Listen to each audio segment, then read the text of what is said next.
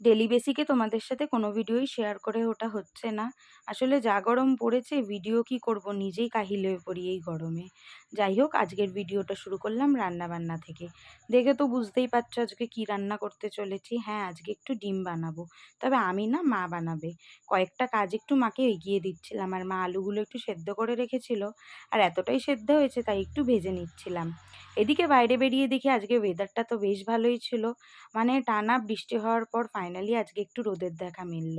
আর আকাশটা দেখে মনে হচ্ছে যেন তুলো ভেসে চলেছে। ভালোই লাগছিল কিন্তু। মা দুদিন ধরে না এই আনারসটা কিনে এনে রেখেছিল। তাই ভাবলাম এটাকে কেটে ফেলি। আর আনারস খেতে না আমার দারুণ লাগে। কাটার পর লোভ সামলাতে না পেরে এক পিস একটু খেয়েই নিয়েছিলাম।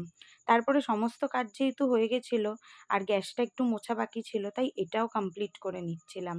আমার না গ্যাস টেবিল নোংরা দেখতে একদমই ভালো লাগে না।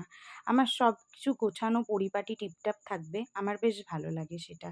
আর আমি ঘরের এই কাজগুলো করতে খুবই ভালোবাসি। কোনো এক সময় হয়তো হয়ে ওঠে না, কিন্তু প্রায় কিন্তু আমার এগুলো করতে বেশ ভালোই লাগে। আর আজ বেশ অনেকদিন পর মা আলু উচ্ছে সেদ্ধ দিয়েছিল। এটা খেয়ে এত ভালো লাগছিল যে কি বলবো! অনেকদিন পর একটু তেতো খাবার খেলাম।